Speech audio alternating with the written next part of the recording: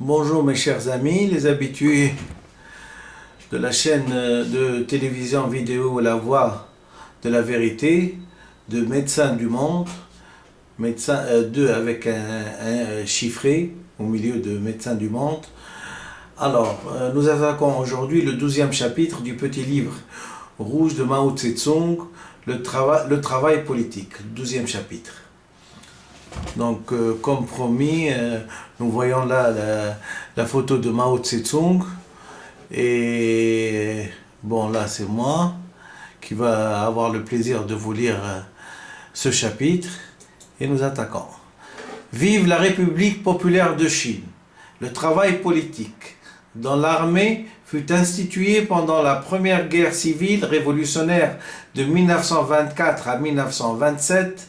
Le système des délégués du parti et des départements politiques, inconnu jusqu'à là dans l'histoire de la Chine, système qui donna à notre armée une physionomie toute nouvelle. Depuis 1927, c'est l'armée rouge, aujourd'hui la 8e armée de route, qui a hérité de ce système et l'a développé. Vive la République populaire de Chine. Entretien avec le journaliste anglais James Bertrand. 25 octobre 1937. Œuvre choisie de Mao Tse-tung, tome 2. En se fondant sur la guerre populaire et sur les principes de l'unité entre l'armée et le peuple, de l'unité entre les commandants et les combattants et celui de la désagrégation des troupes ennemies, l'armée populaire de libération a développé son puissant travail politique révolutionnaire et c'est là un important facteur de notre victoire.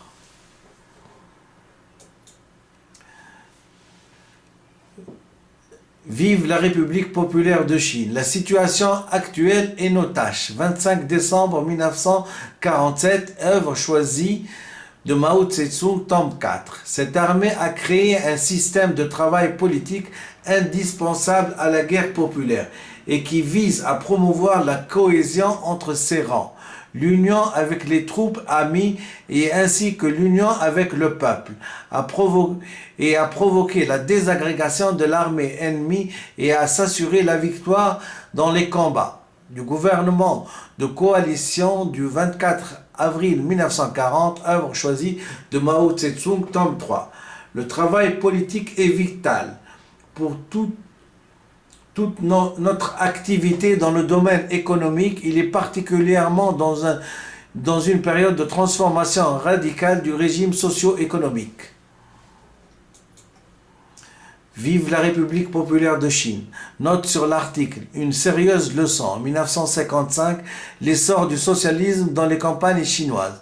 Si l'armée rouge a pu combattre dans de si dures conditions sans se disloquer, une des raisons importantes en est que la cellule du parti est organisée sur la base de la compagnie.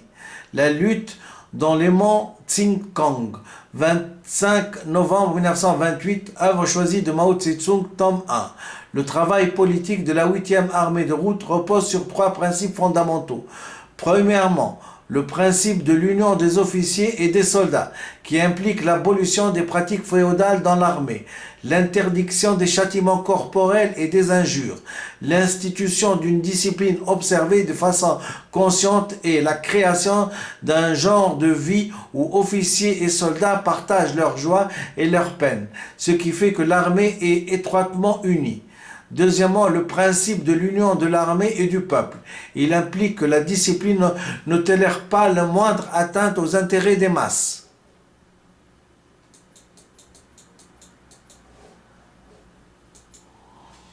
Vive la République populaire de Chine. Que l'armée fasse de la propagande parmi elles, qu'elle les organise et les arme, qu'elle allège leurs charges financières et qu'elle châtie les traîtres à la nation qui portent préjudice au peuple et à l'armée elle-même, ainsi elle est unie au peuple et partout bien accueillie. Troisièmement, le principe de la désagrégation des forces de l'ennemi et de la clémence à l'égard des prisonniers de guerre. Notre victoire ne dépend pas seulement des opérations de nos troupes, mais aussi de la désagrégation des forces de l'adversaire. Entretien avec le journaliste anglais James Bertrand. Vive la République populaire de Chine. Entretien avec la journaliste anglais James Bertrand, 25 octobre 1957, œuvre choisie de Mao Tse-tung, tome 2. Nos troupes doivent observer les principes justes qui régissent les rapports de l'armée avec le peuple, le gouvernement et le parti, les rapports entre officiers et soldats, entre le travail militaire et le travail politique, et les rapports entre les cadres. En aucun cas elles doivent verser dans le militarisme des seigneurs de guerre. Les officiers doivent aimer leurs hommes. Ils ne se montreront pas indifférents à leur égard et ne leur infligeront pas de châtiment corporel. Il faut que l'armée aime le peuple, qu'elle ne laisse pas ses intérêts. Elle doit respecter le gouvernement et le parti et ne pas réclamer d'indépendance. Vive la République populaire de Chine. Organisez-vous. Le 29 novembre 1943, œuvre choisie de Mao Tse-tung, tome 3. Notre politique à l'égard des prisonniers, qu'ils proviennent de l'armée japonaise, des troupes fantoches ou anticommunistes, et de les relâcher, à l'exception de ceux qui ont encouru la haine du peuple et qui, après ratification de son véridique par des instances supérieures, doivent absolument être exécutés. Il faut gagner à nous en grand nombre des prisonniers qui ont été enrôlés de force et dont l'esprit est plus ou moins révolutionnaire et les intégrer dans notre armée. Tous les autres doivent être relâchés et s'ils nous combattent et sans capturer de nouveau, il faut de nouveau les relâcher. Il ne faut pas leur infliger de vexation, de confisquer leur argent et de leurs objets personnels. Les relâcher, les arracher des aveux, mais les traiter dans tous les cas comme franchise et bienveillance. Cette politique doit être pratiquée à l'égard de tous les prisonniers, quelque réactionnaires qu'ils soient. Il est extrêmement efficace pour isoler le camp de la réaction. Vive la République populaire de Chine. Au sujet de notre politique, 25 novembre 1940, œuvre choisie de Mao Tse-tung, tome 2. Les armes sont un facteur important mais non décisif de la guerre. Le facteur décisif, c'est l'homme et non le matériel.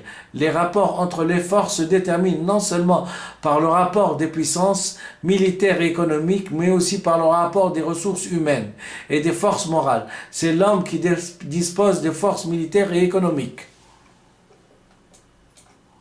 Vive la République populaire de Chine. De la guerre prolongée, mai 1958, œuvre choisie de Mao Tse-tung, tome 2. La bombe atomique est un tigre en papier dont les réactionnaires américains se servent pour effrayer les gens. Elle a l'air terrible, mais en fait elle ne l'est pas. Bien sûr, la bombe atomique est une arme qui peut faire d'immenses massacres, mais c'est le peuple qui décide de l'issue d'une guerre et non pas une ou deux armes nouvelles. Entretien avec la journaliste américaine Anna Louise Strong, août 1946, œuvre choisie de Mao Tse-tung, tome 4. La base de l'armée, c'est le soldat. Sans insuffler aux troupes un esprit politique progressiste, sans poursuivre dans ce but un travail politique progressiste, il n'est pas possible d'arriver à une unité véritable des officiers et des soldats, d'éveiller en eux le plus grand enthousiasme pour la guerre de résistance et par conséquent de donner à notre technique et à notre tactique la base la plus propre à la rendre efficace.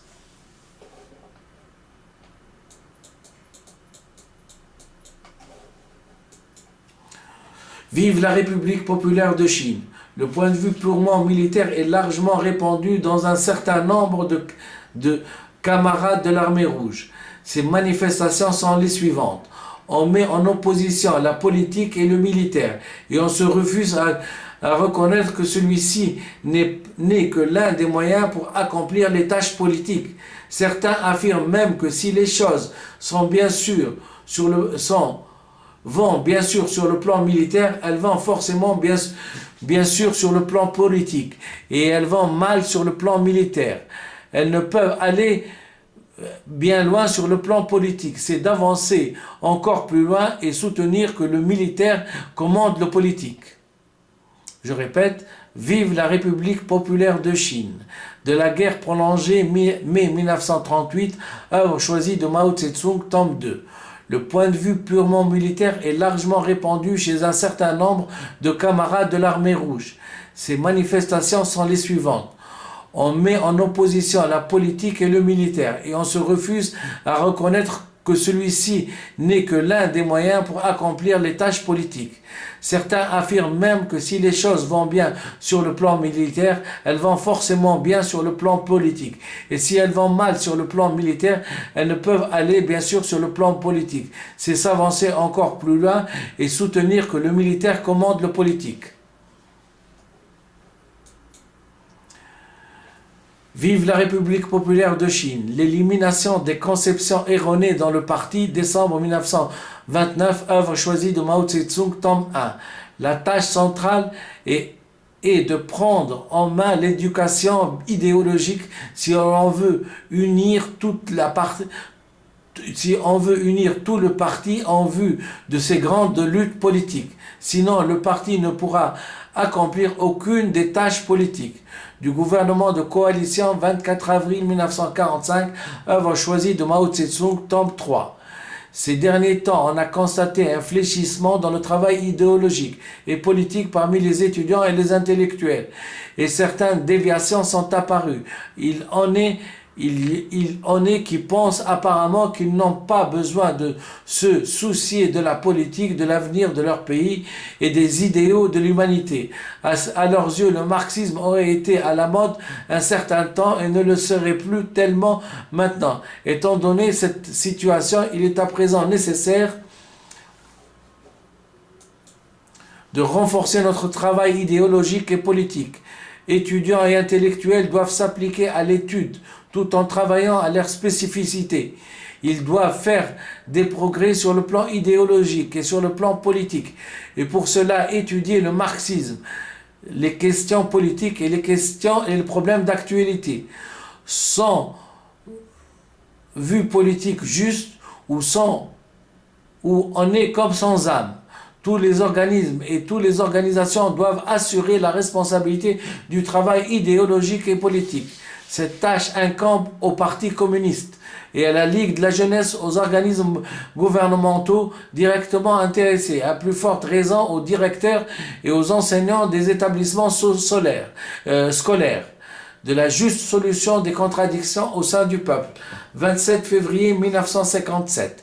Grâce au travail de l'éducation politique qui a été accompli, les soldats de l'armée rouge ont tous une conscience de classe. Ils ont acquis des notions générales, notamment sur la distribution des terres, l'instauration du pouvoir, l'armement des ouvriers et des paysans. Ils savent qu'ils se battent pour eux-mêmes et pour la classe ouvrière et la paysannerie. C'est pourquoi, malgré l'âpreté de la lutte, ils ne se plaignent pas. Vive la République populaire de Chine. Chaque compagnie, bataillon ou régiment a son comité de soldats qui représente les intérêts de nos hommes, de troupes et exécute le travail politique et le travail parmi les masses populaires. La lutte dans le mont Tsingkong, 25 novembre 1928, œuvre choisie de Mao Tse-tung, tome 1.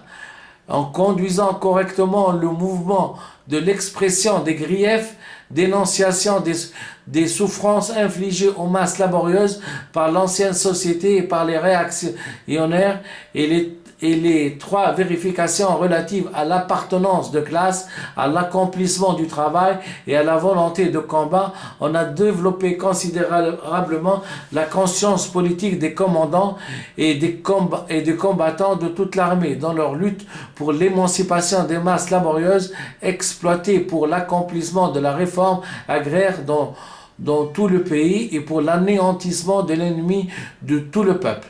La bande de Chiang Kai-shek. En même temps, ce mouvement a considérablement renforcé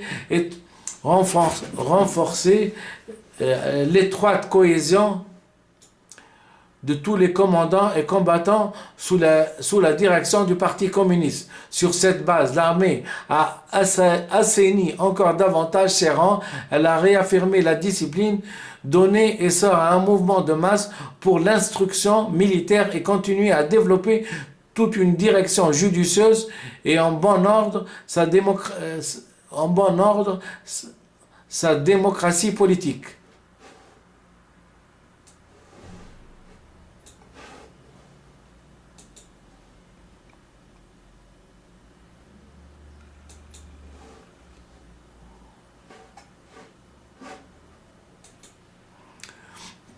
Vive la République,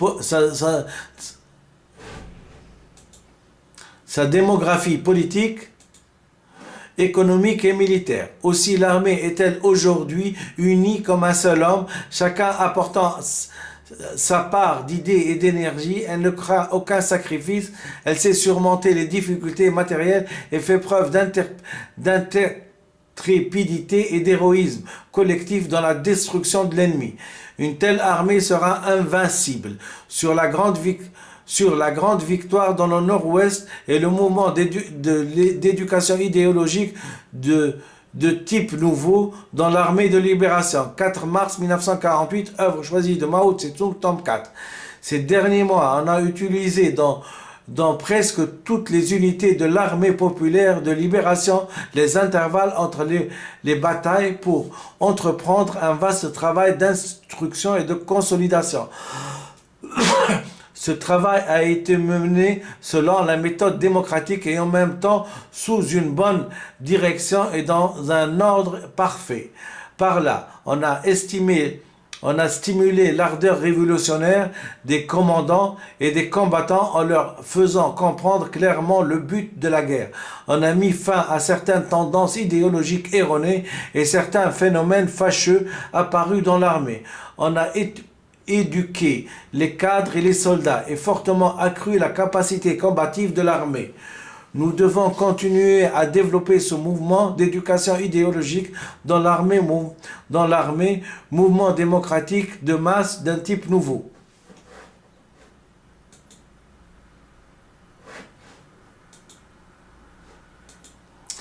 Vive la République populaire de Chine. Discours prononcé à une conférence des cadres de la région libérée de Shenzhen, le 1er avril 1948, œuvre choisie de Mao Tse-tung, tome 4. L'enseignement de l'école militaire et politique anti-japonaise s'inspire des principes suivant une orientation politique juste et inébranlable, un style de travail fait de labeur et de simplicité, une stratégie et une tactique souple et dynamique. Ces 3 principes sont indispensables à la formation d'un soldat révolutionnaire de la résistance anti-japonaise. C'est en fonction de ces 3 principes que le personnel administratif et les enseignants poursuivent leur travail et les élèves leurs études. Vive la République populaire de Chine. Être attaqué par l'ennemi est une bonne et non une mauvaise chose. Notre nation a toujours mené la lutte ardue. Nous devons développer ce style de travail. Bien sûr, le Parti communiste a toujours préconisé une orientation politique juste et inébranlable. Orientation qui est indissolublement lié au style de travail fait de lutte ardue. Sans une orientation politique juste et inébranlable, impossible de promouvoir ce style de travail et sans lui impossible de suivre une orientation politique juste et inébranlable. Allocution au meeting de célébration de la fête internationale du travail à Yen, 1er avril 1936. Unité, dynamisme, sérieux et entrain. Divise pour l'école militaire politique anti-japonaise. Ce qui compte réellement dans le monde, c'est d'être consciencieux. Et c'est ce à quoi le Parti communiste est le plus attaché. Entretien avec les étudiants et stagiaires chinois à Moscou, 17 novembre 1957. Voilà, je vous remercie infiniment. Je viens de lire donc je viens de vous lire donc le 12e chapitre, le travail politique du petit livre rouge de Mao Tse-tung. J'espère qu'il vous a plu.